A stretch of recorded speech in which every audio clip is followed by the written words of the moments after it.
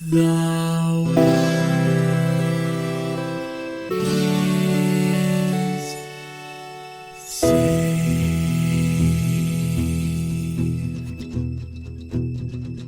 The living room's dark, save for light being cast from the big TV screen and the imminent sunrise that's teasing the one starry sky with whispers of morning. Hey, George. Hey, Lions, how's it going? It's going too good. I don't know how to. What is the verbal way to get the number 2 into a sentence when it's like an exponent? It's too extreme. Yes, I will take that. It puts the 2 and the X in the wrong order, but It does. language is hard. Yeah, it's extreme. No, I'm losing it. It's getting worse. Nope. Dude, what did we play? We played Mega Man X Carrot 2. Is carrot actually, is that like a colloquial term or is that actually the correct term? I did not even consider that it could not be correct until you said that just now. Oh God. You know? Yeah, no, I mean, I was just like, that's what it's called. It's carrot. Yeah, no, Yeah. carrot. Yes, it has always been a carrot, and we will Yep. never speak of this again. Yeah, because I remember the one time I didn't call it a carrot, they beat me with sticks. They didn't give you any carrots. No, just No, sticks. Just sticks. I did not feel incentivized. So I wanted to say this at the top, and let me know if you do not feel similarly. But we have played games in a series before, right? Like we played a sequel, and then that sequel, right? Like this is because a lot of the games we have wanted to review because they were nostalgic for us were parts of famous series. I feel that this game is uniquely positioned to be frustratingly compared constantly to both its predecessor and its successor, not the least of which because that is why we played this game. So I am going to try not to go to that well more than I strictly have to. And I say more than I strictly have to because when I was organizing my notes, I was like, a lot of references to X1 and X3 in here. Because the trajectory argument was like so core to why we chose this game specifically. So I'm going to try not to be like whingy about it, but I don't see a good way to avoid it. Yeah, because to me it's kind of critical. So for those of you who haven't seen our Mega Man X or Mega Man X3 episodes, go check them out. It's required reading. We'll wait.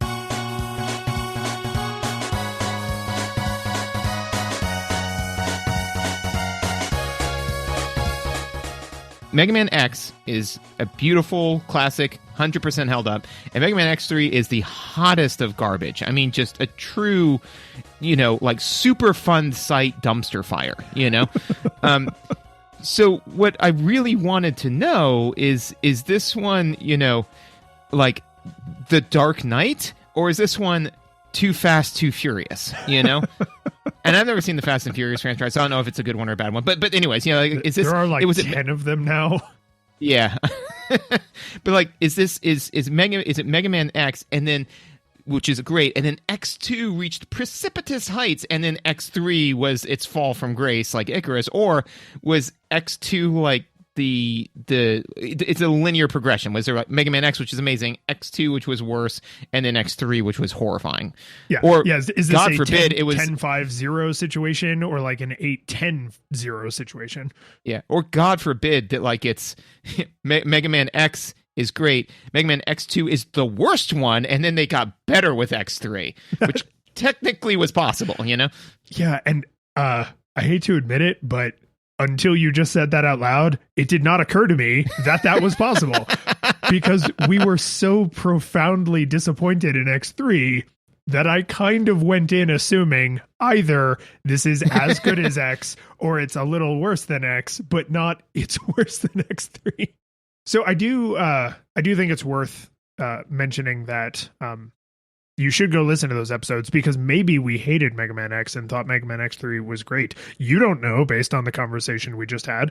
But let's do the quick, what is this game's deal? So this came out in 1994, which is like the release date is shockingly close to 1 year after Mega Man X came out, which, even if you don't know a ton about video game development, that probably gives you some idea about like say asset reuse, right? Because there's a limit to what you can do in a year, no matter how talented your team is.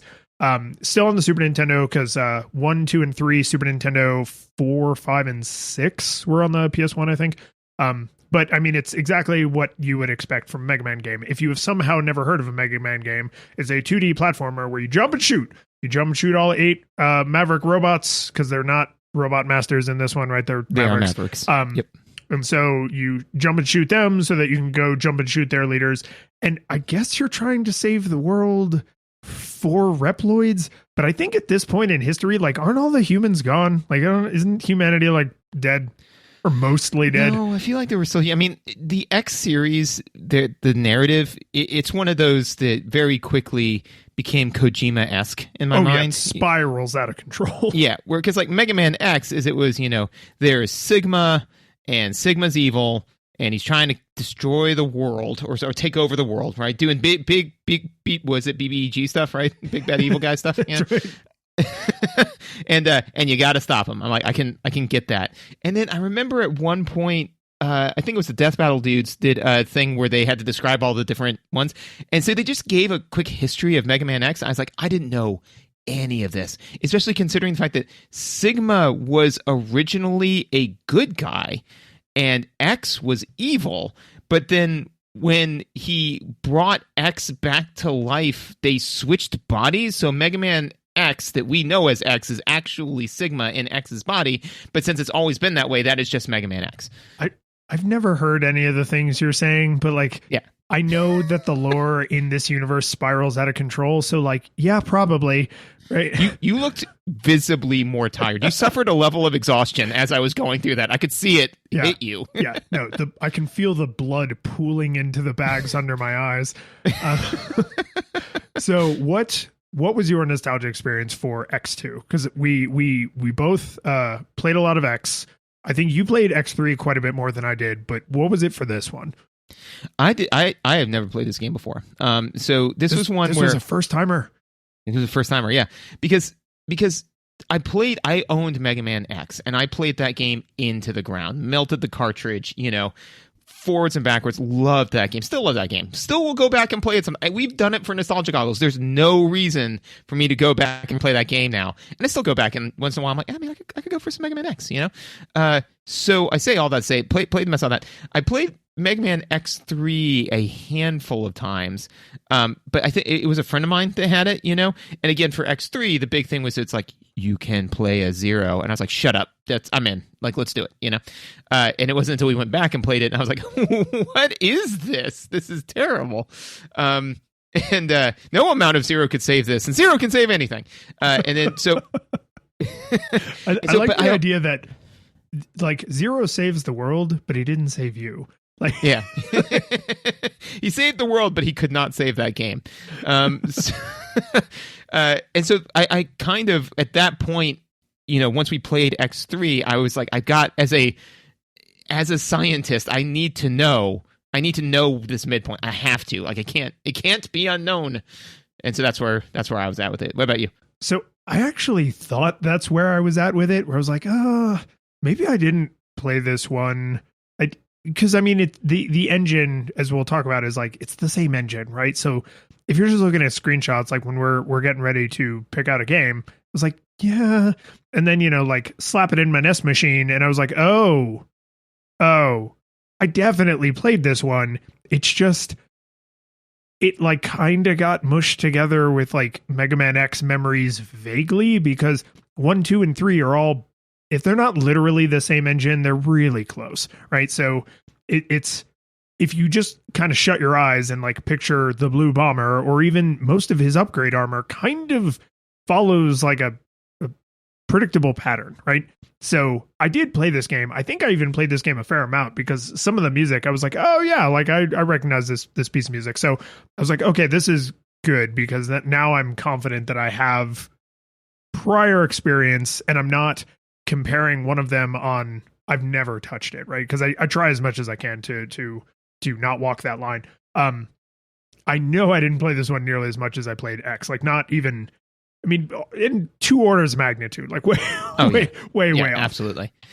So I would say, I so I may have actually played, when you're saying that, now I'm thinking about, like, I may have played some X2, but is Mega Man X is Goku and X2 and on is Vegeta, where it's like there's Goku, right? Like it's Goku, and then it's like, oh yeah, and there's some other Saiyans, I think, too, like I don't know.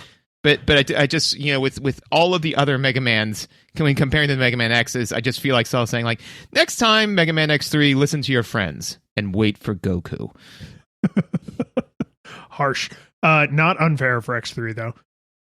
But we'll see. We'll see whether or not we'll see whether or not X2 is a Goku or a Vegeta. So shall we shill? We shall shill. So if you like what we're doing and you want to hear all of our Mega Man episodes, because we also played some Mega Man Classic, right? I think two of those so far. We played Mega Man Legends, Mega Man coming out the years. I mean, there's a lot of Mega Man games. Yeah. So, and eventually, I swear to God, one day we're going to play Mega Man Soccer, because I just really want to, even though I don't remember it that fondly. I just want to assess it with my games literacy now. But if you want to hear all of the Mega Man and other Mega Man episodes, make sure you subscribe to the show. I try to post on the website what we have played, of course, but also what is coming up, so you can play along if you want to. If you want to talk to us, there's a feedback form. You can also find both of us on Twitter, and I'm on Twitch. I stream most of the games we played, and I actually played the entirety of this on stream. So there is proof that I actually punched Sigma in his dumb face. Spoilers, Sigma comes back. Yeah, right. If you want to kind of go above and beyond, you can always leave us a rating and review, or my personal ask is just tell somebody, like, recommend it directly to an actual person, because word of mouth is way better than some rando on iTunes. And if you really want to go crazy, you can support us on Patreon. All patrons get the after show, no matter what level they support at.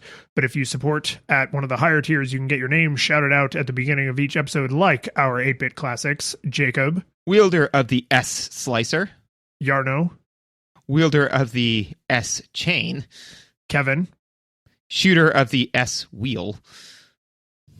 I don't know. They did not have a lot of characters on screen, so there's a lot of abbreviations. John, wielder of B Splash. That one sounds vile. Yeah. Jason, wielder of S Burner, and our 16-bit hero Michael, wielder of the S Shot. Ooh. There's a lot of S's, man. Sonic, Slicer, Strike, Chain, Spin, Wheel, Speed, Burner, and Silk Shot. Yeah. And what's weird, too, is someone had to decide which one of the words they were going to abbreviate, because it's not always the first word. Sometimes it's letter dot word, and I think one or two of them are word and then letter dot. So it's just like, I don't know, man. Like, it's a Super Nintendo. You knew you were only going to be able to get like 8 characters up there. Give them shorter names. Honestly, I think probably somebody threw this in there and said, I don't know, somebody will fix this later. They're going out like that. They didn't. Oh my. You used version 7, right, John? No, I only got version 1. Oh, well, this will be fun. Whoops. It was the 90s. Good thing we still print manuals for everything. All right, let's talk about the audio visuals. Dude, it looks exactly like Mega Man X. Like, that's we and Mega Man X looks great. Yeah, we got to say that off the top. Is like, I think some of the sprites that are in multiple games are tweaked a tiny bit, but like, generally speaking, you could flash a screenshot of this in front of somebody and it would be really hard to tell the difference unless you knew exactly what you were looking at. Yeah, no, I could not agree more.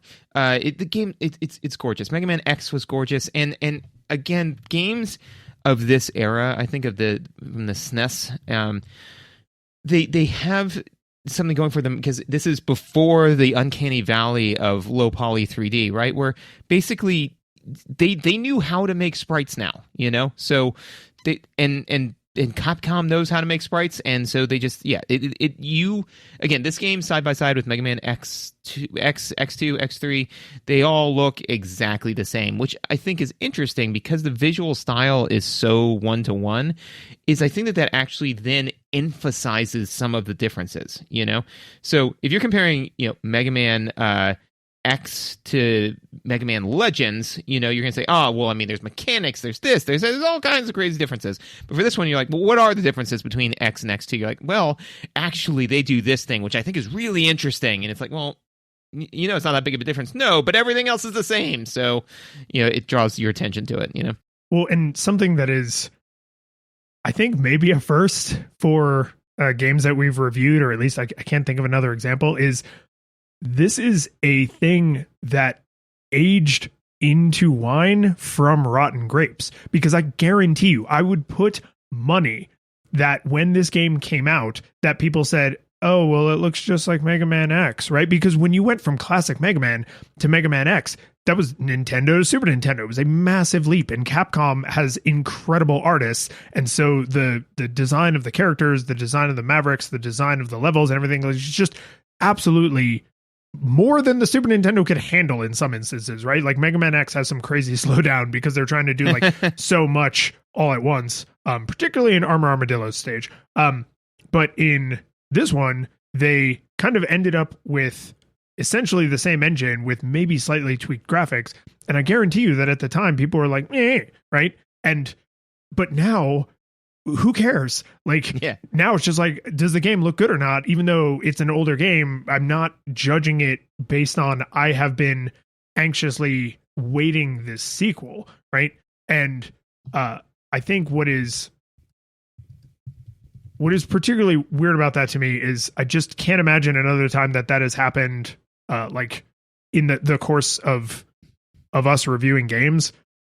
And then the last like weird note I will say on this is this game in universe is only slightly closer together than how long it actually took them to put it out. Like there's a year between releases of the game, and in the opening crawl it says that it's been 6 months. Yeah.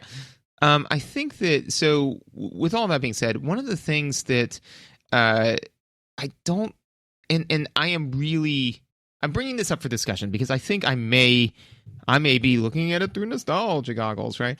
But I did not enjoy the boss design, like their visual design, as much as I thought Mega Man X's bosses were incredibly unique. More specifically, is I don't feel that that they didn't make as much sense, right? So, for example, and I'm trying not to talk exclusively about Mega Man X, right? But Mega Man X had like Armored Armadillo, right? Chill Penguin, that makes sense, right?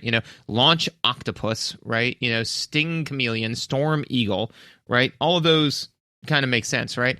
But this one had Crystal Snail and Magnus Centipede, and like just ones that didn't make as much sense to me. That they weren't. They still tried to go with the animal theme, but they used all the good ones. This is Gen 2 Pokemon, right? Where it's not, And so I don't know, like I didn't find the bosses as delightful. They weren't bad. Yeah, I actually had the same experience where I was like, these are all good looking, right? Like the artwork is great, right? The way they interact with their environment, like they've continued the trend of not everybody is in a square room. They've continued the trend of like people generally interact with either the walls, ceilings, floor, or if they're out in the open, like they'll, fly or jump or something. There's still a thematic connection, but it's asking you to suspend your disbelief more than Mega Man X asked you to do that. And appreciably for, the science we're trying to do, less than Mega Man X3 asked you to do it. So, yes. right. So like it's fine. Like they're not bad. It's the problem. A lot of the problems with this game are the company that it keeps, right? Right. So It's just like, oh man, Capcom just told this amazing story called Mega Man X. Have you guys heard about Mega Man X?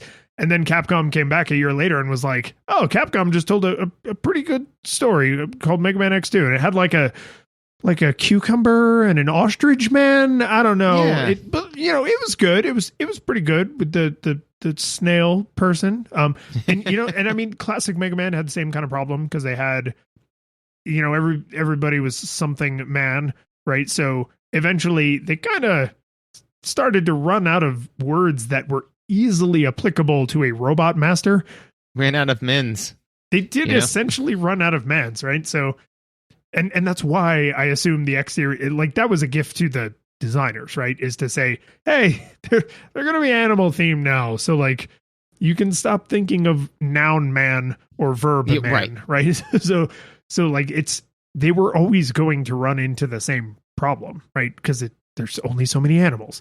Right. And honestly, I thought about it at the time, and this is why I'm saying, like, I don't know. I don't know if I could, if I were to report this data, I would do so with like bigger error bars, right? More uncertainty, because I've got to say I am definitely biased in this source, but it does feel like Gen 2 Pokemon, where, if it's like, oh yeah, you play original Pokemon, there's Pikachu and Drowsy and all of these cool Pokemon, and it's like, and then there's the Gen 2 Pokemon, and it's like, oh, well, what are they? And they're like, I don't know, there's like a fire monkey, and like, well, that's not a dragon. A dragon made sense in this weird dogfighting simulator, and Squirtle, well, like it's like a water turtle and like a plant monster, like, obviously all of that makes sense, right? But fire monkey, that's silly, No, dude, I have long held that the later generations of Pokemon are just stripes and corners. They're just they ran out of things that made sense, and you knew they had completely given up when one of the Pokemon is a literal pile of garbage. Like, oh yeah, not a figurative pile of garbage. It is literally a pile of garbage, and I can't remember its name, but it's probably something like Trash Heap. And then it evolves into Dump Store, and then it reaches its ultimate form of Landfill, but it's PHIL.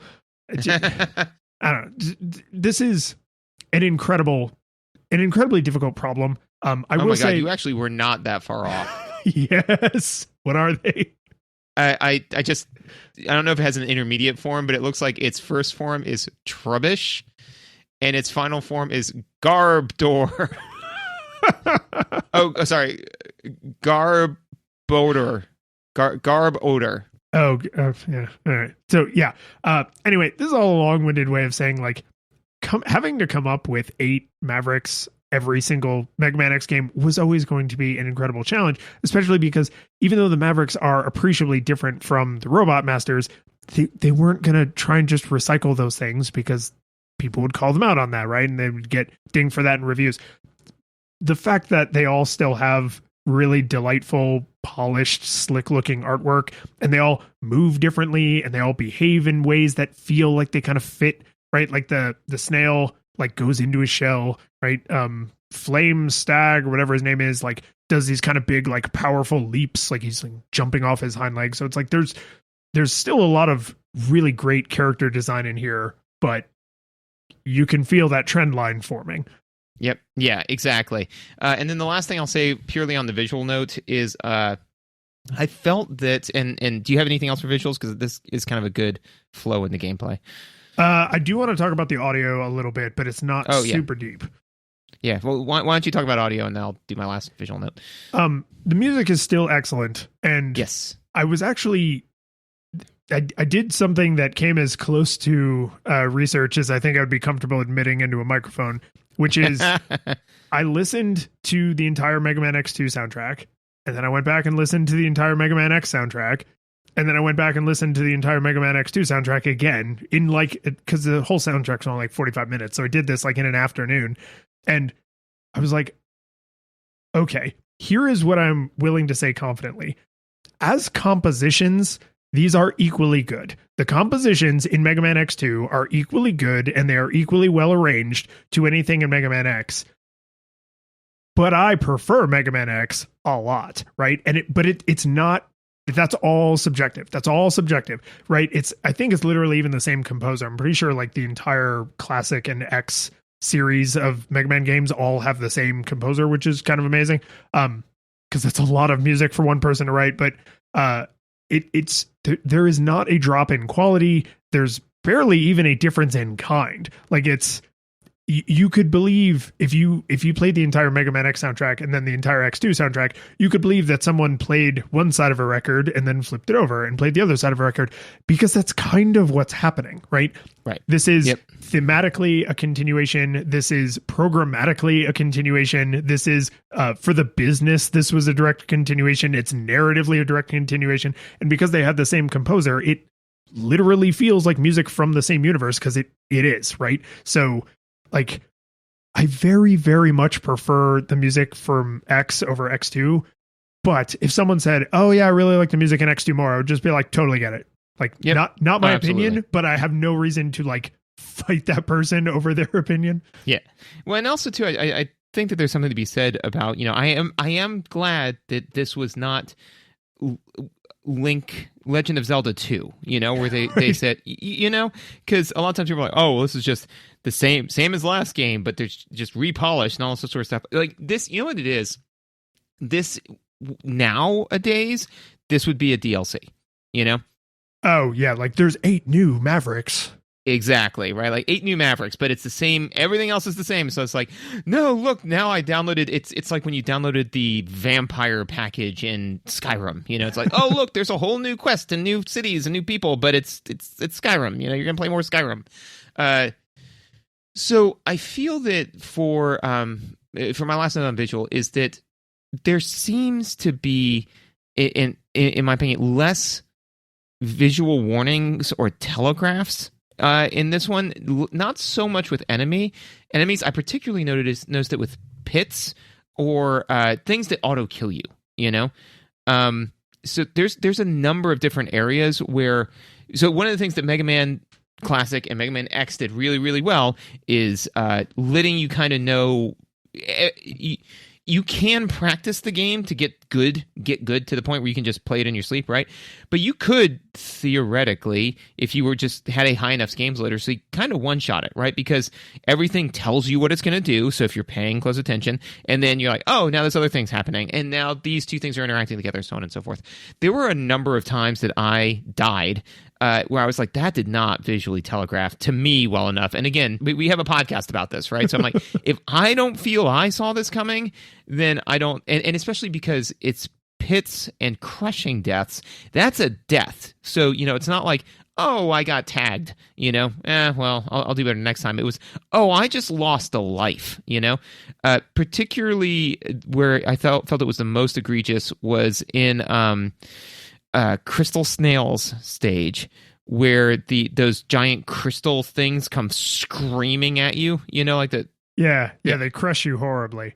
Yeah, exactly. There was one of them where it I think it's the last one of those where it interacted with the level in a way that I just did not anticipate, and I was like, here's where I'm going to hide. Oh no, it hit me, and it just bam, dead. And I was like, I didn't like that. The one that actively irritated me was in Magna Centipede's level. Yeah.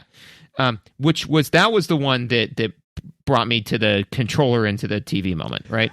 Where I was like, this is dumb and frustrating. And because I was playing with my son for most of it, Teddy at one point said, Dada, I gotta, and I said, I know what I have to do.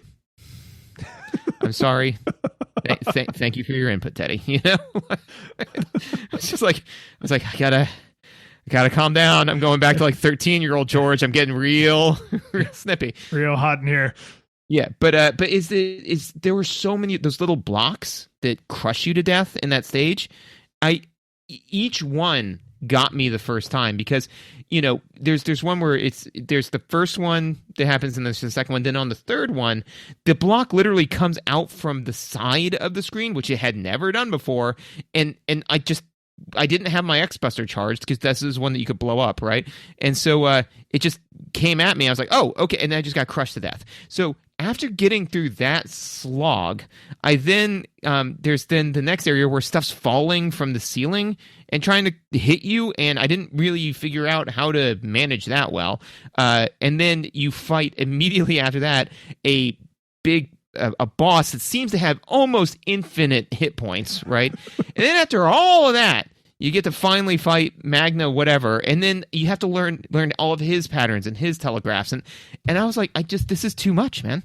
So the visual note there that leads clearly into gameplay is I didn't feel that they did as good of a job telegraphing, visually when things were going to kill you or how they interacted with the world.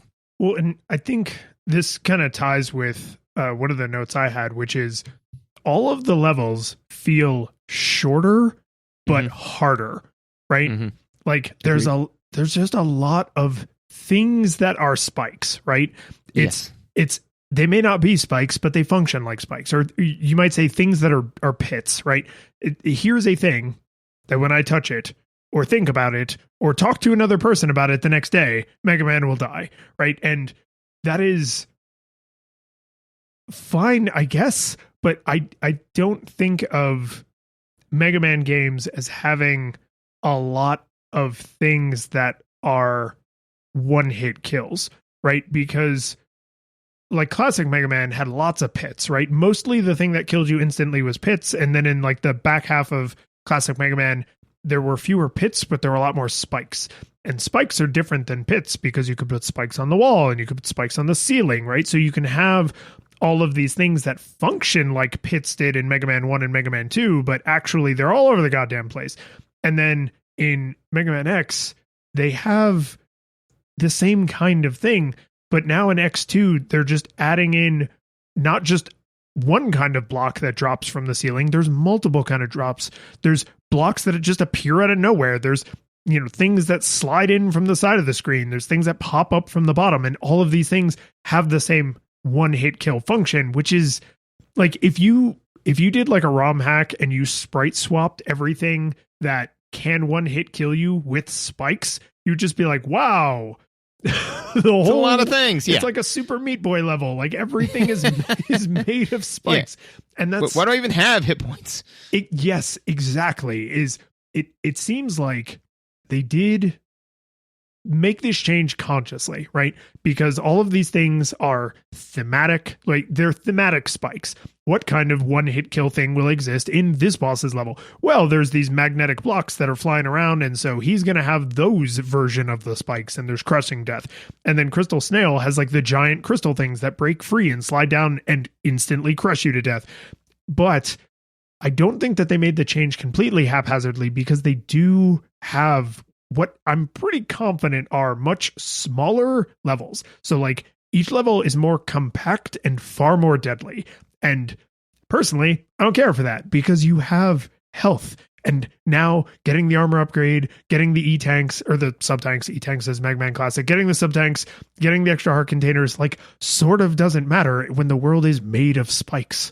Yes, I agree. And actually, this kind of is my biggest note that I want to say now, because it kind of is the thread that I'm going to hit, which is I think that you're correct. I think that the levels are shorter and they are way harder, because I think that they changed which main, and I don't know if they did this consciously. I think that they did make the conscious choice of we're going to make the game harder, so therefore the levels have to be shorter. But I think that I don't know if they made this, what I'm about to say, this consciously, which is they are moving from the core aesthetic of discovery to challenge.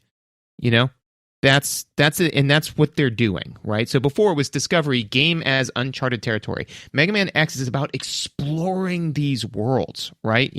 And all of cool, weird stuff they had to offer, right?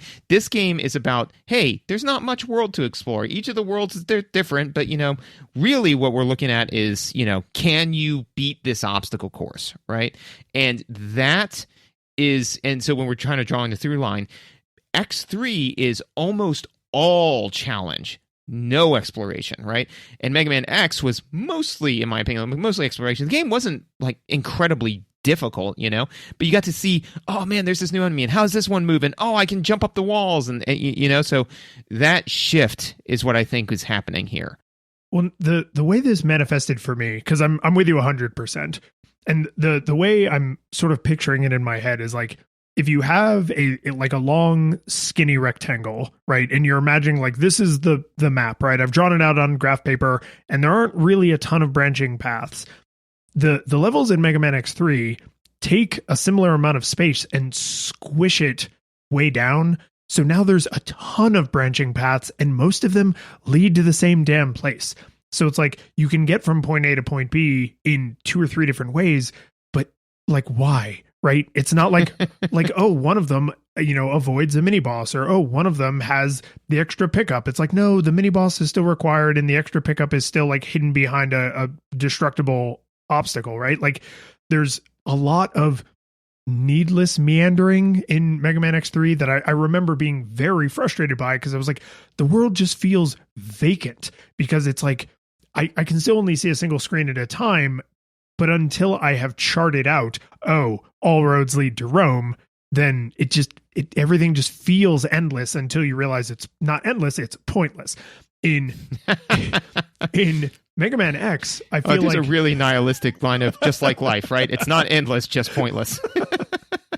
I don't believe that, but I was like, man, I got to say that out loud. Sorry, continue. But it's in there. Yeah. In Mega Man X, I feel like the levels are still fairly linear, right? The way Mega Man Classic levels are. Mega Man Classic levels are like 100% linear. Mega Man X levels are like 92% linear. Like they're very linear.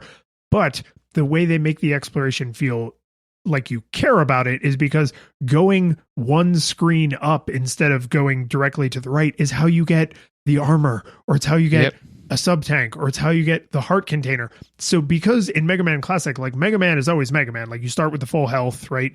I don't remember which game they introduced the E-tanks in, but like they're usually somewhere on the beaten path. And the question is just, how do you obtain it? Mega Man X said, first you got to find it, then you got to figure out how to obtain it. But we're going to make you suck ass at the beginning of the game so that you are incentivized to go find these things, because you want to not suck, right? You want to be more powerful. You want your full Mega Man X-ness. And that's all in there narratively, right? Like Dr. Light is like, hey, I couldn't make you cool to start with, but like now you're ready for it. And in Mega Man X3, it's the same like locks and keys, but the way they're scattered feels like pointless and frustrating. And I feel like this game basically decouples the things you find in the level from how you obtain them, because now I need to do the super complicated platforming challenge where if I make a single mistake, I die because everything is made out of spikes, to get this heart tank, not because it will help me with the spikes, but because I need it to help me with the boss, right? Right. So you now have a bigger gulf, because there was always a gulf, but there's now an even bigger gulf where what you're doing in the level and what you do to defeat a Maverick are sort of not the same skill set, right? Because you have tools that you can bring to bear on the Mavericks that don't really help you in the levels. And that even carries through to like the sub weapons, and the way you power up the sub weapons in this one don't really feel like they're just they're the keys that unlock dead Mavericks. They don't help you explore. They don't really help you navigate. Like some of them do, but it's less than X, right? And the next 3 is even less than that. And it's just,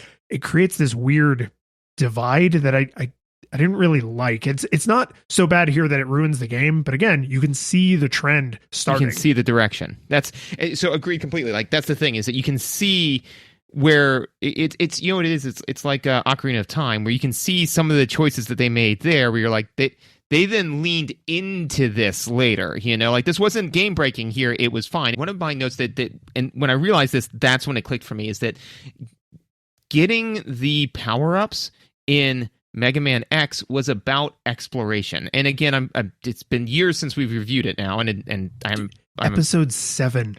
Yeah. We should. I still say at some point we should go back and re-review the game, you know, and just see now that we've been doing this for 5 years, how do we think we did the first time, right? Anyways, I say all of that to say, so in Mega Man X, right, is that getting the cool stuff was about being observant and exploring the world, right? You know, so for example, I remember getting the armor upgrade. You had to realize, like, there's this big giant wall that goes somewhere. It's just a giant wall, you know, and you're like, but I can get on that wall. What if does that go somewhere? And then you follow up and you're like, oh my God, it does go somewhere. This is so cool, you know? And so anywhere where there was is there something up there? You know, like that thought, then there typically was, right? Here, there's tons of times where I was like, oh, hey, there's an open area up here. I wonder if no, 95% of the time, no. But that was actually one of my greatest frustrations is some of those dead ends have dumb secrets, and I'll finish what you were saying, because otherwise I'm going to just burst into tears. Yeah. So I say that to say that this one, most of the special stuff was hidden by Twitch-based reflexes challenges, you know? So the one that came to mind was the one for Wheelgator, where there's a heart tank in front of, like, there's it's up in an area that it's difficult to get to, and there's a wall of spikes, so you can't just climb up it, right? And it's a wall of spikes, so if you screw this up, you die, so you only get 3 shots at it, and then you got to get through half the level again to put in another quarter, right? But the way you get it is that you need to use Flame Stag. Yeah. His thing, which charged, shoots you ahead, and then you air dash, and then that allows you to bridge the gulf. But even doing it that way, you have to time it perfectly, to the point where I saw that, and I was like, I wonder, and I did the thing, and I was like, oh, I think that, first I just did the air dash, and I was like, maybe that's it. No, that won't get me there. Not even close. I was like, okay. And then when I finally got his ability and was able to charge, I was like, oh, this is it. This gives me a good linear motion. This must be what I have to use. So I went back into the stage, and I did it, and I died. And I did it again, and died again. And I did it a third time, and died again. Then I went and looked it up, honestly, to be like, how do I get this? And they're like, no, you're doing it right. And I was like, well, I would have given up. I would have just said, oh, well, I must still not have the thing that I need, the key that I need to open this lock, right? And but no, I was doing it right. It's just you had to get the reflexes on it just right. And then in X3, it's all that. Like, it's just that all the way down. Everything is a frustrating, challenge-based mess, And so, yeah, so it was interesting to see that. I'm like, oh, here's where they started to say, people are into, like, the challenge of this game, right? It's like, no, that's not why we were playing it. Not even a little. Well, and I do think there is, because puzzle design is really hard, right? And getting the right things to make your brain give you the happy chemical is hard, right? This is why a lot of people who do what we do, unfortunately, then eventually are like, I could make a video game, and they can't. They're dumb. We're dumb, right? But like, to misquote, was it Strom Thurmond? Like, I recognize a good Mega Man game when I see it. Like, I couldn't make one, but I do recognize it when I see it. So like in Mega Man Classic, like almost, because it's all single screens, right? Until like the 3rd or 4th game, at least, right? Before they had like any decent smooth scrolling long segments, right? So it's all like little single screen puzzles. Like, oh, I'm down here. I need to get over there. How do I do that? Right? Oh, there's blocks that like come in and out on a rhythm. So I need to like, but it's not just forward. Like sometimes I have to go back and then forward. Right. And it's that. But when you fail, you just usually failed. And it wasn't until like the very end of the game where failure meant like instant death. Right. So failure was the punishment for failure, not losing a man's, right? Just like failure was the punishment for failure. And yeah, you might get hurt and eventually you would die. But I felt like it wasn't until a little later when they started pushing like a lot more, do this over a pit or do this over spikes, right? And then in Mega Man X, they kind of dialed it back again because there were like new interesting things like dashing and wall sliding, right? So everything didn't have to be friggin' instant death. And then here they were like, okay, we're going to like dial up the challenge in the only way we know how, which is more instant death. And the specific example you chose of I need to jump, dash, like I need to either dash jump or jump and then air dash and then use the fully charged like Flame Stag fire dash thing. There are too many of those. There are way too many. Yep. There are too many. Mega Man can jump 10 units of distance and this thing is 9.9 units of distance away. Like I need a tiny bit more wiggle room in my platforming to enjoy this kind of, because to me, that is not what this game is about. This game is not Celeste. It's not Super Meat Boy. It's not precision platforming. It's Mega Man. Well, the cycle time doesn't support precision platforming because with the 2 games you just listed, Super Meat Boy and Celeste, they both have lightning fast cycle times, right? So and that's the thing, is that most of the time when you are going for some of these, and to be fair, just getting through the levels is generally manageable, right? But that's not the fun with Mega Man X. Like the fun with Mega Man X is finding all of the stuff because and you're never going to be strong enough to be successful if you just get through the level. Right. Like you can get, I got through all but one of the Robot Masters with just the upgraded like armor and stuff, not with any heart tanks, anything like that, right? But then I hit a wall, like I hit a skill wall, and I was like, okay, well I'm going to go do now. I'm going to go find all of these other things, just like in Link to the Past. I'd be like, I'm going to go find some heart containers. I'm going to go find some heart containers, get all that sort of stuff, And that was a unmitigated nightmare. The other one, like that I realize that is a great example of it is I forget, I think it's an Ostrich, Overdrive Ostrich's stage where or maybe it's, no, I take it back, it's Flame Stack, doesn't really matter. There's a point where you go up an area and the lava is just like following you, right? Mm-hmm. And one of those, as you're going up, there's a heart container, right? And you got to go get it, but this whole thing is that, like, if you try to go get it, then the lava can eclipse you. I had to do that about 10, 15 times before I could get the lightning fast precision in order to do it. And I remember thinking, like, I played Mega Man X when I was 11, 10, no way would I have had the reflexes needed to do something like this. And I know that because I handed it to Teddy and he couldn't even begin to attempt it. I'm like, there's no way my son can play this game. He can play Mega Man X, but he can't play this. This isn't fun for him, And I know because a lot of times I'd hand him the controller and he'd get 30 seconds into a level and be like, Dad, I need you to do this for me. I can't. I'm like, this is heartbreaking, because I want him to enjoy these games, but he can't enjoy this one as much because it just ramps up the difficulty so hard, as opposed to, again, like one of the ones I remember in Mega Man X that I always loved is do you remember the heart container in, I think it was a heart container, it might have been a sub-tank, but in Storm Eagle stage, you remember how you got that one?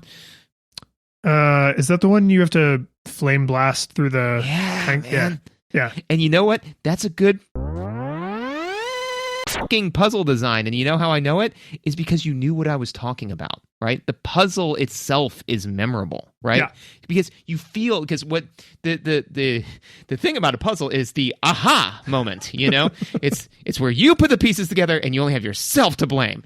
But that's the thing, is that, like, you feel awesome, you're like, yeah, I saw a flammable thing, and you're like, oh wait, what if I use this? Yes, and then you do it, and then it works, and you're like, there's no, because I mean, you're coming from old school Mega Man, you're like, there's no way that they thought this through, and then they did, and you feel smart, and you think that they're smart, and we all just like do the boardroom thing where we all smile and shake hands, and like, but this game is just not that. So I literally said while I was playing this on stream, I was like, oh, eventually I'll get the fire power up that I have to use to explode something, and I'll get the jumpy power up that I used to jump somewhere I couldn't jump to before, and I'll get the whatever, because my brain was just thinking, like, there will be challenges that are obvious what a solution could be, but that I won't have the tools to solve it, right?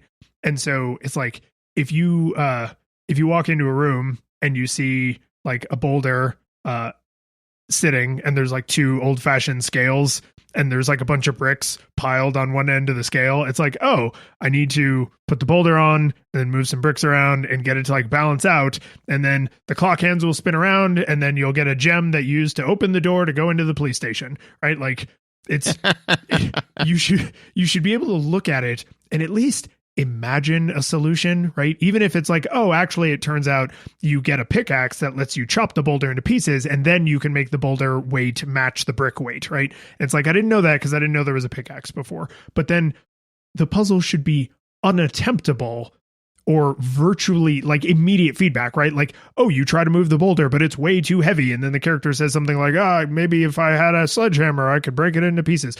But a lot of the things in this are just like, I don't know, can I make that jump? Maybe. And then when you fail, it's not like, oh, there's no way I could have made that jump.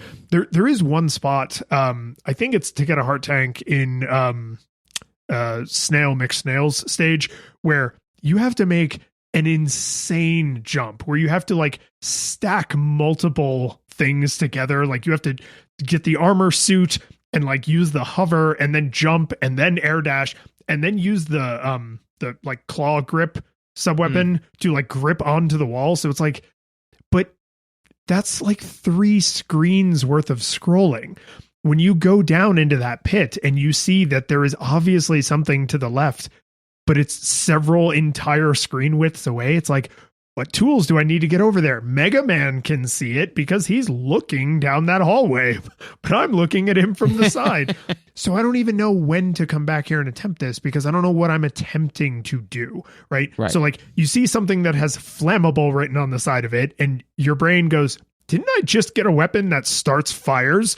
and then you go back and you do it. And if I remember correctly, don't you have to do that like kind of while you're wall sliding, right? Yeah. So there is a little bit of be good at the controls, but it's mostly the puzzle. It's mostly you have these two things and you're like, starts fires, can be set on fire, and you put those two pieces together and you feel great. But in what could potentially be an infinite pit that I only knew I could jump across because I knew that that pit was traversable. Like I, the player, knew that was a thing I could do because I had done it before. It's like, that's not good puzzle design. If the solution to the puzzle is I remember being told the solution to the puzzle. Right. Yeah. I remember somebody else. Yeah. And eventually you just follow that back and it was the designer told a person and then it just like, but yeah, I mean, there's one in the underwater stage, Bubble Crab, Bubble Crab's level.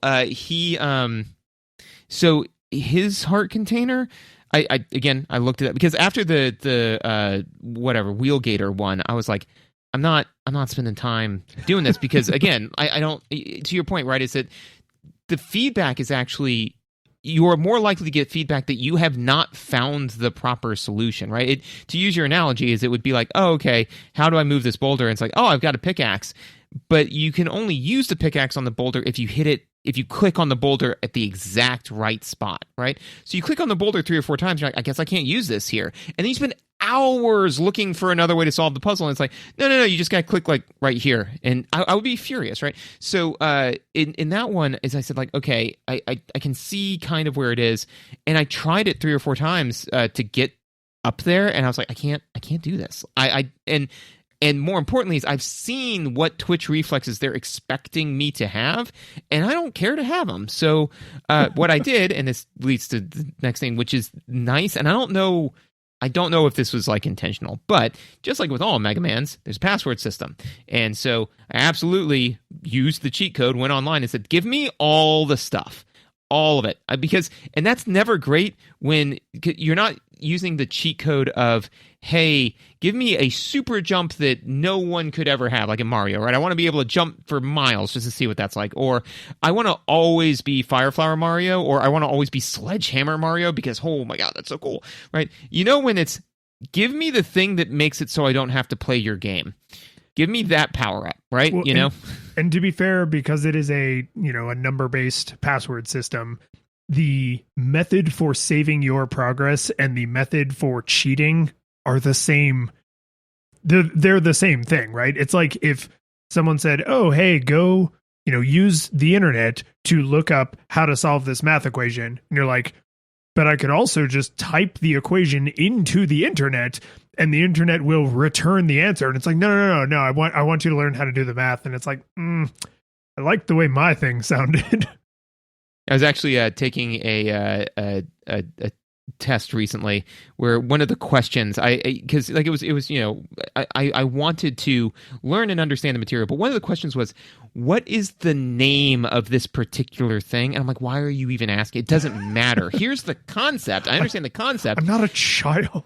Yeah, but it was like, which act of Congress did thing A? Like, what's the name of the act? I'm like, who cares? Here's the thing that the act did. Like, here are the rights we now have because of it, which is what you want me to know. Does it matter? But I literally because I was sitting at my computer out of frustration, I just highlighted the question, right-clicked, and said, search Google for this, and said, here's the answer. I'm like, you see, you don't want me doing this. This is not... This is not a waste of everyone's time, right? So that's the thing is that I to your point, right? It was with the password system, right? Is I'm like, it just, again, when I was like plugging it in, I'm frustrated, muttering to myself, I'm like, stupid game, dumb, because I was just frustrated with getting the power ups. And again, like I did enjoy playing parts of this, right? But I was just like, it hit me as I'm like, the joy of this game and the joy of Mega Man X was going in and finding all of these things. There was joy to be had in this. And now it's like, I am literally putting in a code to skip a huge chunk of this game because I don't want to play it. Like, I don't want you before is you gave me this beautiful steak dinner, right? And just a little bit of peas that I don't like, right? And now I went back to the same restaurant. I thought I ordered the same thing, and now it's like half of it's peas, and the steak's much smaller. And I'm like, well, I wanted the steak though. Like that's why I came here, you know. And then with Mega Man X3, there's like it's like a pile of peas, and there's a single cutlet of steak shoved somewhere in the center that you got to eat your way to. So we have, I think, justifiably been talking about like where this game falls in what we believe is the trajectory that the X series took, right? Mm-hmm. I want to ask you if this thing makes sense to you the way it made sense to me. I was looking at the level design, and I was looking at the Maverick design, and I was looking at the story, and I was like, I don't think you could have realistically played this game and said, oh, obviously X3 is going to be dumb because it's going to be worse in these ways. And then X4 will be dumb and worse, and 5. And they're going to get dumb and worse on this obvious linear scale because you can just see, you can see the hill that the quality is sliding down. The thing that I think you actually could potentially have picked up on as being problematic, even as early as X2, is the way they give you upgrades is the most obvious example of power creep I think you could imagine, right? So in Mega Man X, you can't do anything. You suck. You're regular ass Mega Man, right? You can't dash. You don't have the armor. You don't have fancy helmet. You only have like the weak, wimpy, powered up Mega Buster, right? You can only charge it up 1 level. And then you get the sub weapons, you get the hard tanks, you get sub tanks, but you also get the armor, which makes you take less damage. You get the helmet, which changes how you interact with the world because there's some like the bricks you can break through, and you get the boots, which are mandatory. You literally, unless you use a password that subverts getting them, it is impossible to not get them because they're on the required path. Now, I say all that to say, when Mega Man X2 starts, you can dash right away. So what happens when you get the boots? Now you can dash in the air, and right away, you already know there's like 8 Mega Man classics at this point, right? So you're looking at this and you're thinking, okay, there's going to be a Mega Man X3. That means in that game, I will also be able to dash, and I'll be able to air dash, and I'll have to be able to do some other thing, right? And with the X Buster in Mega Man X, you have the lemons, and then you have the green powered up shot. And then when you get the upgraded X Buster, you can shoot the big... You do have the blue shot. Yeah, you do have the blue shot. Sorry. So you have the half charge, the full charge, and then you get the supercharge, right? And you can also power up your sub weapons. In this, you get the double shot, and then you can also power up your weapons, right? So it's like you have the big shot from the start, just like you had the dash from the start. And so there's just these obvious examples of scope creep where it's like, right, so every game I'm going to have more lemons, like bigger lemons, and then I'm going to have to upgrade to even bigger lemons. And I'm going to have more mobility tools, and then I'm going to have to upgrade to even more mobility tools. And each one of those things, like the dash, going from dashing on the ground to dashing in the air is like, that makes a pretty big difference, but it's not an insurmountable difference from a level design perspective. But then in X3, you get the vertical dash, right? I think the scope creep would have given away the trajectory problem. Like, oh no, these are going to pull us further and further away from what was good. Yeah, and I feel like for me that this kind of falls into the, again, like the Ocarina of Time thing, where it's like, now that you see where the series has gone, you can see like, this is where, so for instance, in Legend of Zelda, I think that in my humble opinion, as much as I love Ocarina of Time, and I do, Link to the Past is the best one, right? You know, like it's the best, most holistic game, right? Better than Breath of the Wild? Yeah, I think so, honestly. Okay. And it's nice in its simplicity because it is, you know, like it I'd say that Breath of the Wild is probably second to that, right? It's I think so. I think that it does a good job, Mary. Anyways, I'm not here to review that game. We can do that later. You almost got me, son of a bitch. Anyways, yeah. So, but with Ocarina of Time, I loved that game. It was an absolute blast. But then if you take Skyward Sword, and you do the same exercise, you say Link to the Past, Ocarina of Time, Skyward Sword, you're like, oh, I see some of the decisions they made here, where they're like, oh, we're going to put the player on rails a little bit. Now a little bit more. Now all it is just, a hallway simulator, right?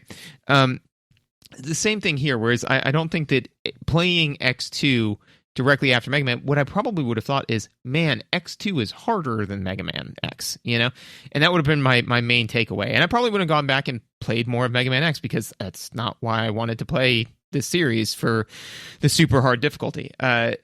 Also, too, this one is, in my opinion, one of the ones where, man, the plot started to go off the rails. And again, narrative is not why you play a Mega Man game. It's just, I have a note in here about the lore, and I realized I also took levels of exhaustion just typing that word in, because I was like, this is a Mega Man game. Like, why do I even have to care about this? And granted, it doesn't take up a lot of your time, right? It's not like you're watching multi-hour long Kojima style cutscenes, but the X Hunters, when you kill them and they're like, the prophecy of the one who would destroy Mega Man X, and it's like, no, please don't do this. Please don't do this. Stop it.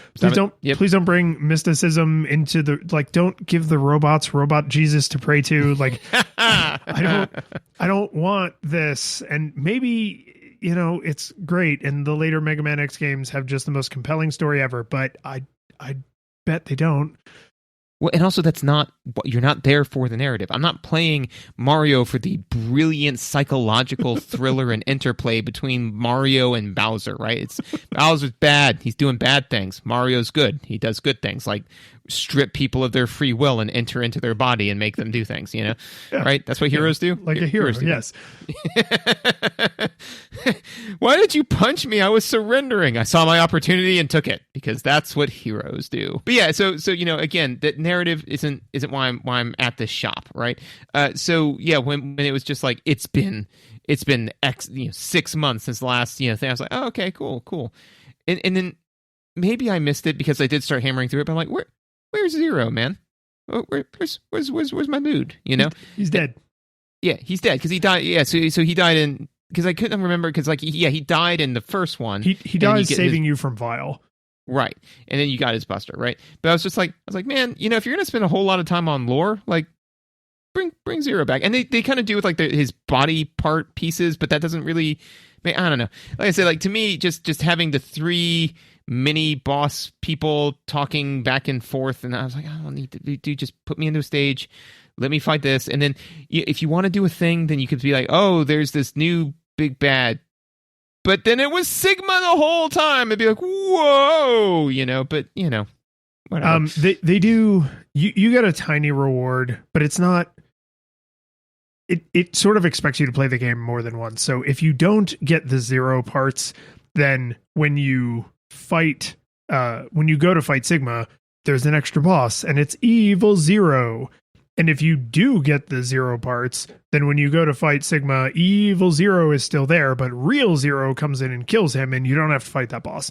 And it's kind of like, it is nice, right? Like, it's kind of a nice callback to like, oh, in X, he comes in and saves you, but then you end up saving him, and now he's like, but now you're a team, right? Now it's not strangers doing each other favors. Like, now you're a team, right? And so but somehow there is too much lore, but also not enough to explain like why that moment is meaningful. Like, they just sort of trust that it. And that's, I don't have a great way to explain this, so I'm not going to go on about it, but this game presumes you played Mega Man X, right? Mega Man 2, like Mega Man Classic, in no way presumes that you've played Mega Man 1. 3 does not presume you played 2, and on and on and on. Like, they obviously have a consistent theming, and they are actually narratively tied together, but the designers don't assume. They pretty much are like, any entry could be your entry into the series. Any one of them could be your favorite one, even though they are actually direct sequels to each other. This one is a direct sequel. There is a story that they explain to you, and it's not a ton. It's more than it should be, but it's not like it's hours and hours. But there are things about how the world works, how you interact with the world, what the characters do, why this person's good, why that thing is bad, that they sort of just either expect you to take on faith, or they expect you to know because you played Mega Man X. up to and including one of the weirdest game design things I noticed. The intro stage, super short. They teach you everything once, right? And it's because they're not teaching you. It's a refresher course. It's a review, yeah. So actually, here's what I think they should have done, right? I have decided now, because I could make a better game, because I've done this a million times. Yeah, so totally. easy. It's super easy. Now, is and I think that this actually would address your scope creep thing as well, which is, you know what this game would have been absolutely ripe for and feels now like such a missed opportunity? An abilities, you know? Like, start with everything that you ended the game with, all the armor upgrades, all the cool stuff, right? And then go through the first stage with all your cool stuff, right?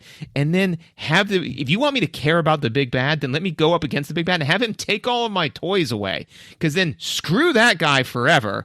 And also terrifying that he was able to rip all of this away from me, right? You know? And so like it would be really cool too. And this may be a design thing where it would have been too much, but I really don't think so, because they're reusing so many assets, right? It's like, actually let me start off the game with all of the old cool stuff that I got from all of the old Mavericks, you know, and my full armor, and then the guy stops you after you fight the boss, right? And he like holds you up, and then it shows like all of these special abilities get like ripped out of you and then destroyed forever, and you're like, whoa, what the hell just happened, right? And he pulls all of your armor off, and he's just kind of like, and then throws you away. He's like, I'm not even going to bother. You'll just die, right? And then something happens, and now you're in it, right? But I'd be like, yeah, and then you go and get the armor upgrades again, right? And then you get to play the whole game again, like that would have been cool, man. I actually love literally everything you just said, and, and I would like to subscribe to your newsletter. Can we make this game? Can we just make that game? Like, take Mega Man X2, just add that one scene in there. Well, I mean, and that would not even stop you from having scope creep still be an option if you wanted it, because he took away the boots, so now you have to get different boots because those boots are gone. He took away Armor Armadillo's thing, and now you have to go defeat the other Mavericks to get their powers because Armor Armadillo has already been defeated. He's gone.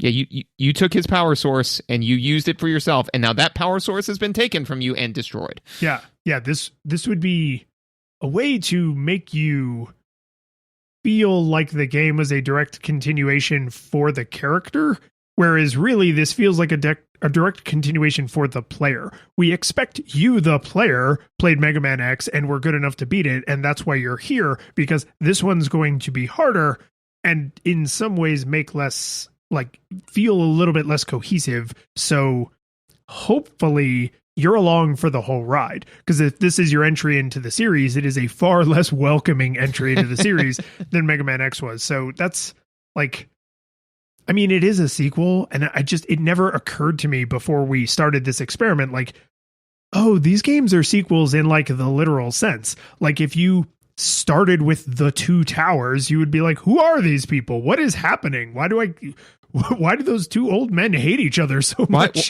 Why is this guy calling himself Gandalf the White? Like, I should care. Like, what does that even mean?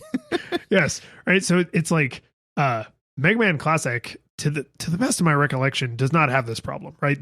Correct. The sequels are sequels in concept, right? This is a sequel literally, and that makes things like scope creep, I think, almost more likely to happen, because you have to keep this kind of continuous, well, Mega Man X could already do that, so now he's got to be able to do that plus, and now he's got to be able to do that plus and plus, right? And you just end up with trying to make it feel cohesive actually leads to this more disjointed, like, kind of feeling that is worse. Yeah, no, absolutely. I think that this is 100% designed by Accretion. I remember at some point somebody saying, talking about Pokemon, I'm like, oh yeah, I liked Pokemon back in the day. What talk to me about Pokemon. Oh, well, the cool thing now is that when you get these two different types of Pokemon, they're different genders, so you can breed them together. Now, when you breed them together, they can do this, and then they do this other thing. And I'm like, whoa. He's like, but then there's the shiny Pokemon. Now, the thing with shiny Pokemon is that I'm like, I can't. What is happening? And so, but the thing is that like each one of these things was introduce, like, this is the new hotness with this version of the game, is it has this mechanic, and it's mechanic on top of mechanic on top of mechanic, to the point where now if you jump into Mega Man X6, if you jump into the newest Pokemon, you're like, I cannot play this game. You know, you have to go play the other ones.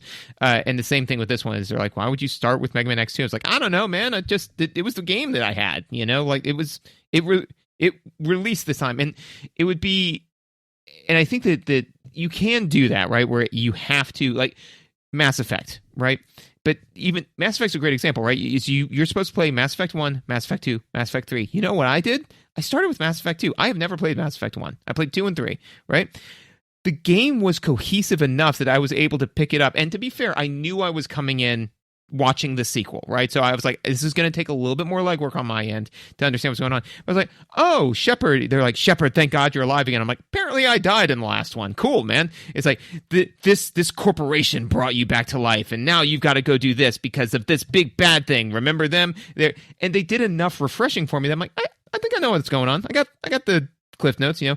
In this one, it's the same problem, but it's mechanics, not narrative, right? So they're like, yeah, man, so you know, you still know how to dash, right? You know how to chain your dash, like dash and then jump, so you can jump really far. You know how to do all that, right? Because you're gonna need to, because now there's an air dash, right? And you remember how to charge, right? The charge your buster, you got that? All right, cool, because now you can double charge it, so you can charge and then charge again, and then you have 2 different busters, and it makes this really high-pitched annoying sounds to remind you that you still have it, which I don't really care for, right? It's like, and remember your armor upgrade? Remember how it halved all the damage and how that was really hot? Well, now it gives you a dumb ability that you're never, ever, ever going to use, because the only threat to you, so now when you take damage, it powers up this thing where you can destroy everything on the screen, but you're never going to use it because nothing on the screen is a threat to you. The threats are the auto death spikes, right? You know, there is one end game boss that, using that, it's called like Galaxy Crush or something. Yeah. Sounds good. That agrees with my existing biases. Using that ability is critical to making that boss not an absolute nightmare. And this is actually one of the other things that I've been waffling on, so I'm going to mention it. Is just the game has some serious like end game shenanigans. It's like, oh, hey, it's the end game. The bosses are going to be like kind of way more annoying than the Mavericks were, right? And the more I thought about it, the more I was like, this is actually just sort of a Mega Man staple. Like, a lot of the end bosses in even Mega Man X has that insane spider boss that if you don't have the Hadouken, it's incredibly annoying. You know what I'm talking about? He like climbs up and down the bamboo looking like metal poles. Like, that boss is hot garbage, man. I hate that boss. But like, you know, it's like the boss spider. Yep. Sure. Is that literally what it's called? That is literally what it's called. Yeah, actually, just so I could refresh myself on the visuals, I loaded a site called spritersresource.com. It just has all of the sprites. Yeah. You know? Dude, so that same guy or group or whoever runs that, they also run one called Sound Resource, and that is where I source the sounds that I use to censor the F-bomb you dropped earlier. Like, oh, excellent. Yeah, those people have saved me from having to do a lot of monotonous audio recording. But yeah, no, so when you said that, I was like, oh yeah, and literally it just says boss spider. It's like, well, I mean, does what it says on the tin, right? Wait, so you're telling me this is like a spider, but it's going to be a boss in the game? What's it called? You know what it was? It's like, just write down boss spider. We'll come up with something better later. Yeah. We just need a label, because when Jim comes in to review all the screens, if he doesn't see labels on them, he gets very frustrated. You know, like just call him Poochie, but you know, something more proactive. So is everybody okay with Poochie? Yeah, no, that sounds good. I do want to say this one other positive thing, and then I think I'm starting to kind of circle on the same general problems, but this game continues the trend of when you interact with a boss using the correct weapon, you get incredibly clear feedback. It does so much more damage, and they actually react in a way that is unique to taking damage from the correct weapon, which honestly I think is something Mega Man X got right in a way Mega Man Classic never did, right? Because the Mega Man Classic Robot Masters, like, they hop around, they do whatever, but they when they take damage, they just take damage. And if you use the correct weapon, they take more damage. But in starting with Mega Man X, and they continued this in X2, and I think they did it in X3, but just not as like polished and nice, is when you shoot like the crystal snail with the correct weapon, it actually knocks him out of his shell, right? And then you can into you sometimes, which was frustrating. Yeah, but... it is kind of a little bit, but like while he's going back into his shell, sometimes you can actually get another shot off because he is 100% focused on getting back into his shell, right? So there's those little things, which are sometimes huge, like screen filling, character animations, but like those things showing, hey, this was different. Nothing else made this happen. Take note of that. It doesn't just fill the mechanical niche of like, I have the right, lock that will open this door. It also gives you that much more satisfying, the world is cohesive, and because the world is cohesive, different things get different reactions, and that makes me feel like, not quite like I solved a puzzle, but like I'm using the right tool for the job, right? Like, yes, I can pound this screw into the wall using a hammer, but doesn't feel as appropriate as using a screwdriver and, drilling a pilot hole and then, putting the screw in. So I really appreciated that they not only maintained that, but I think did it to like a similar level of polish as X. Mm-hmm.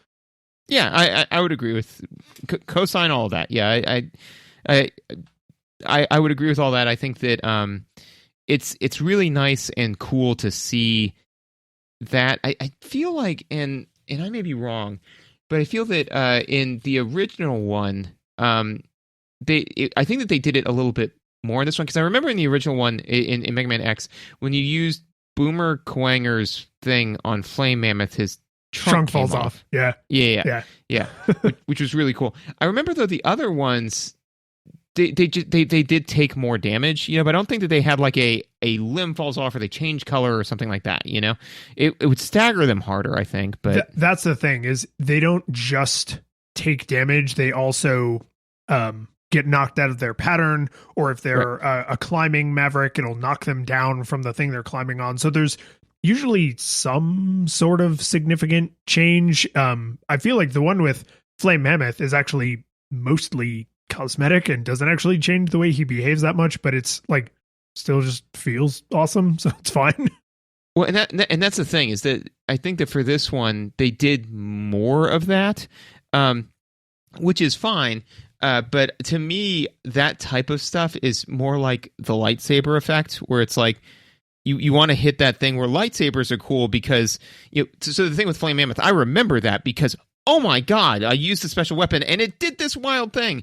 If everyone does it, then it's just a part of the game, So just the same thing where lightsabers in episode 4, 5, and 6 are like, whoa, lightsabers. And then in episode 2, you're like, are we at a rave party? Like, there's just lightsabers everywhere, And I don't think that, don't mishear. I don't think that Mega Man X2 is episode 2, right? From where it's a rave party. I don't think it's that bad, right? But I do think that, and so I felt that it was enjoyable in this one, but also, too, though, with a lot of the bosses, is I felt that having the correct weapon was kind of non-optional, because super mandatory. Yeah, because their patterns are so frustrating or quick or difficult to manage or whatever, that if you don't have the right thing, then they're kind of unbeatable, So, anyways, but yeah, no, and that's pretty much all I've. Oh, the one other throwaway note I had was, man, you got to remap the controls on this. You've got to. it's important, like you need to set. X had the same problem. It did, right? Yeah, but I mean, you got to remap dash to R1 because. Oh, dude, are you an R dash person? I'm an L dash person. Really? I mean, that makes sense. You're left-handed, I hadn't thought of it that way. I want my movement stuff over here. And my shooty stuff is over here. I mean, and that makes sense. But yeah, to me, it's since I'm right hand dominant, it's just easier for me to operate a right hand trigger. And also, I think that actually in my mind, it's that like L1 is aim, L2 or R1 is execute, so aim, fire, know. Yeah. If I was playing this on a 2 shoulder button controller, because I think you played this on your PS5. I did, as part of like the X Classic Collection or whatever. Yes, which is why I know that 1, 2, and 3 were all on the SNES, and then they upgraded because I only have 1, 2, and 3. Right. Yeah, I would be curious. Like, would it work to put map fire to like R2, or would that just be like insane? I didn't do that. I mapped it to R1. Yeah, I think that. Yeah, I don't know. I think that because especially on the PS5 controller, R1 is more of a button, and R2 is more of a trigger, yes, which especially is with, a convention they stole from the Xbox. Oh, well, hey, even a blind squirrel. But take that, people who play Xbox. Anyways, but yeah, so yes, Mega Man X absolutely had the same problem. This is a Mega Man X problem, right? But I just don't know why they're like, all right, man, we've got these shoulder buttons. Well, what do people need the shoulder buttons for? Well, obviously they need that to very quickly, rapidly scroll through their sub items, as opposed to, because that's not a legitimate decision that you can like pause the screen and take time to make. No, they need that. What about the dash function? Make them weirdly curl their finger around on the controller, and hammer it that way. It's like, oh, that seems unintuitive, So yeah, I just remap the controls. You got to do it. And you can double tap a direction. Could you do that in X? I believe so. Okay, I don't remember for sure because I hate that. That is not an acceptable way to dash, in my opinion. No, it's not, because the thing is that like especially in this game with the split second timing, like it does take additional time to input 2 inputs instead of inputting 1 input, because you have to input, stop inputting, and then input again. Like that takes way more time than literally there's a 3-step process, or you could just do step 1, like obviously the 3-step process takes longer, Well, and I just realized, saying that out loud, in my mind, I think double tapping a direction is running and dashing is a button press, right? Because if I am going to double tap forward, I want to continue at that faster speed until I'm done running. Whereas dashing, especially in Mega Man X2, is like, that is a decision you make to solve a specific problem, right? I need to get over this chasm, and I can only do that by dashing. So I have to initiate the dash and then jump at the right time, right? Or I need to jump between this like narrow column or row of spikes. And so I can't jump because that would be an arc. So I need to jump straight up in the air and then use the air dash forward, right? So it's like that's a button press. Like use this tool, right? Is a single button press. Whereas like if I double tap a direction, it's because I now want my character like running continuously in that direction. And also that's one thing too that I realized, because I got so used to pressing R3 to run in video games, it's pretty standard convention, until I started playing Overwatch, and I realized I should just always be running. I should press a button to not be running, And in games where running costs stamina, that makes sense because you don't want to always be burning stamina. But, I'm like, yeah, the times when I don't want to be running are way fewer. So just have me by default run, and then let me press circle to crouch, and now I can just, walk at a slower pace or whatever. But anyways. So what do you think, man? Dude, no nostalgia goggles required. Like it's a good game. Like it is a respectable entry in the series.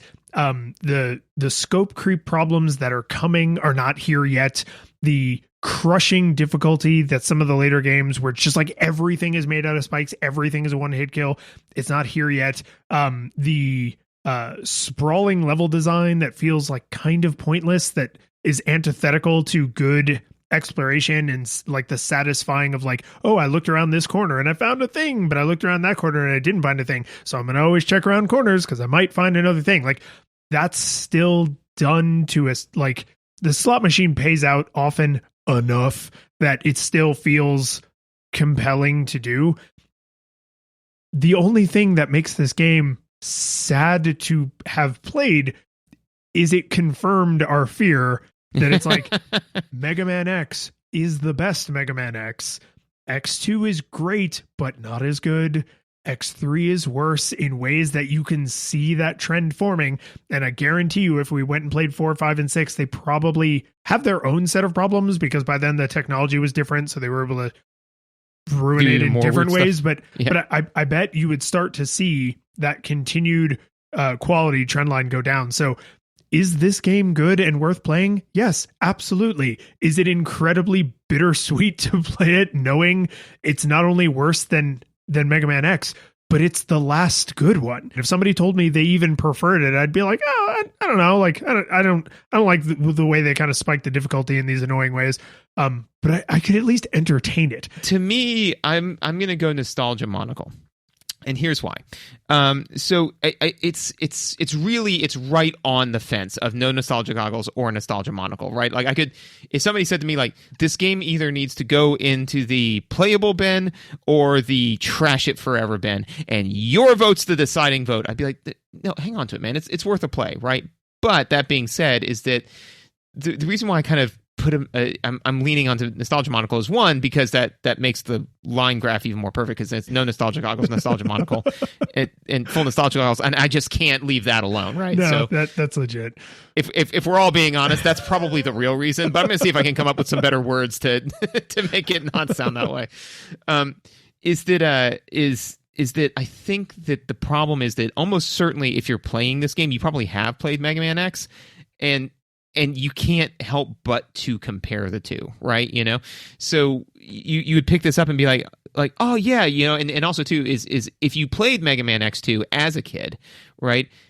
You probably do have some nostalgia goggles for it, right? So you know you're probably thinking of it, and what you think you're thinking of Mega Man X2, but you're really thinking of Mega Man X. So you're going to go back and play this, and you'll be like, this isn't as good as I remember, because you're remembering Mega Man X. You know, it's not too good, it's not too bad, it's just X2. The curtain falls, the music plays, the credits roll, then it all fades to black, and you're left by yourself.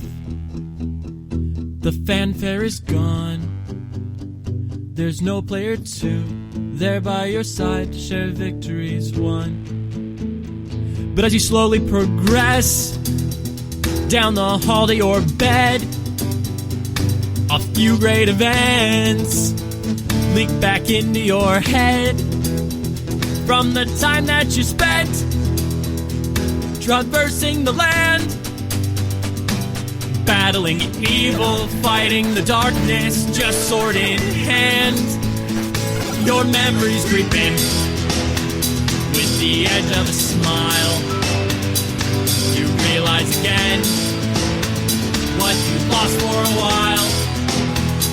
You're gonna think back much less on how you saved the day.